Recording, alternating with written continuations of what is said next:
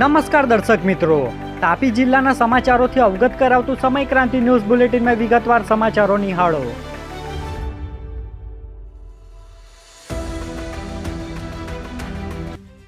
સોંગઢના ઓઝાર ગામના વળાંકમાં કેટીએમ બાઇકના ચાલકને અકસ્માત નડ્યો.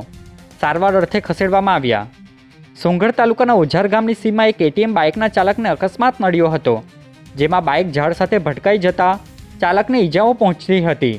બનાવને પગલે 108 મારફતે જ નજીકના હોસ્પિટલમાં લઈ જવામાં આવ્યા હતા. અકસ્માતમાં ઈજા પામનાર જીઆરડી જવાન હોવાની માહિતી પ્રાથમિક તપાસમાં જાણવા મળ્યું હતું.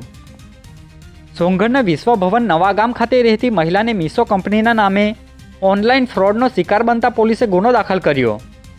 સોંગઢ પોલીસ મથક ખાતેથી શનિવારના 5 કલાકની આસપાસ મળતી વિગત મુજબ વિશ્વભવન નવા ગામ ખાતે રહેતી મહિલાને મીશો પરથી સાબુ મંગાવેલ છે, જેનું પેમેન્ટ કમ્પ્લીટ થયેલ નથી કહી ઠગે અલગ સ્કેનર મોકલી 6,856 રૂપિયા પડાવી લઈ ઓનલાઈન છેતરપિંડી કરવામાં આવતા પોલીસે કૃષાંક શર્માની ફરિયાદ લઈ અજાણ્યા ઠગ સામે ગુનો નોંધી તપાસ હાથ ધરી છે.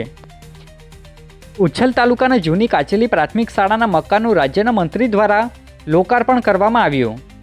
ઉચ્છલ તાલુકામાં રાજ્યના મંત્રી ડૉક્ટર જયરામભાઈ ગામિતની હાજરીમાં ₹2.55 કરોડના વિકાસના કાર્યોનું લોકાર્પણ કરવામાં આવ્યું હતું, જેમાં જૂની કાચલી, મોહિની નવા વડગામ અને સેવટી પ્રાથમિક શાળાનું લોકાર્પણ કરવામાં આવ્યું હતું, જેમાં અધિકારી સહિત પદ અધિકારીઓ હાજર રહ્યા હતા. તાપી જિલ્લા પોલીસ વડા દ્વારા 7 પીઆઈની આંતરિક બદલી કરવામાં આવી. તાપી જિલ્લા પોલીસ વડા જસુભાઈ દેસાઈ દ્વારા વહીવટી કારણોસર 7 જેટલા પીઆઈની આંતરિક બદલી કરવામાં આવી છે, જેમાં એલસીબીના સેકન્ડ પીઆઈ એસપી સોઢાને વ્યારા સેકન્ડ પીઆઈ તરીકે મુકાયા છે, જ્યારે કાકડાપાર પીઆઈ તરીકે એનએમ રાવતની નિમણૂક સાથે અલગ અલગ પોલીસ સ્ટેશન અને બ્રાન્ચોમાં પીઆઈની આંતરિક બદલી કરવામાં આવી હોવાની માહિતી પ્રાપ્ત થઈ છે. વ્યારા શહેરમાં આવેલ માતા સાવિત્રીબાઈ ફૂલે વાચનાલય ખાતે પાલિકા પ્રમુખની હાજરીમાં કાર્યક્રમ યોજાયો. વ્યારા શહેરના ઝંડા ચોક ખાતે આવેલ માતા સાવિત્રીબાઈ ફૂલે વાચનાલય ખાતે પાલિકા પ્રમુખ અને વોર્ડ નંબર 2ના કોર્પોરેટર નિમિષાબેન તરસાડિયાની હાજરીમાં માતા સાવિત્રીબાઈ ફૂલેજીના જન્મદિવસ નિમિત્તે ફૂલે દંપતી, રાષ્ટ્રપિતા મહાત્મા જ્યોતિરાવ ફૂલે અને માતા સાવિત્રીબાઈ ફૂલેની અડધા કદની પ્રતિમાનું અનાવરણ કરવામાં આવ્યું હતું, જેમાં સામાજિક અગ્રણી હેમંતભાઈ તરસાડિયા અને ફૂલમાળી સમાજના આગેવાનો હાજર રહ્યા હતા. વ્યારાના માલોઠા ગામે પગપાળા જઈ રહેલા માતા પુત્રીને બાઇક ચાલકે ટક્કર મારતા અકસ્માત સર્જાયો. પોલીસે બાઇક ચાલક સામે નોંધ્યો ગુનો.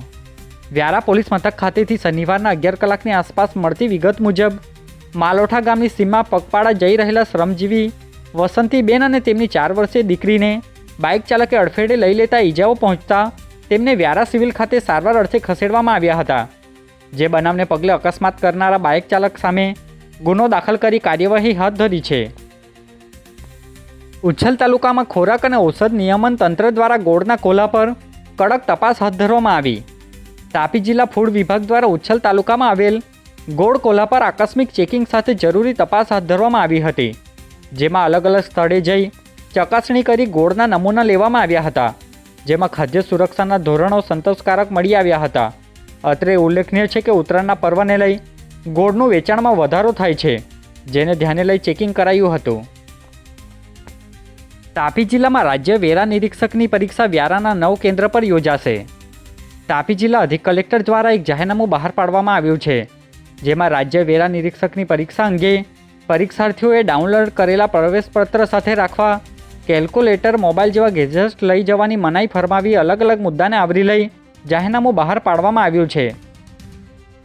આજે બુલેટિનમાં બસ આટલું જ, અને સમય ક્રાંતિ ન્યૂઝ ચેનલને લાઇક, શેર, કોમેન્ટ્સ અને સબસ્ક્રાઇબ અવશ્ય કરી લેશો, જેથી કરી તમને તાપી જિલ્લાના સમાચારોની અપડેટ મળતી રહે અને મને રજા આપશો. આભાર. જય હિન્દ, જય ભારત.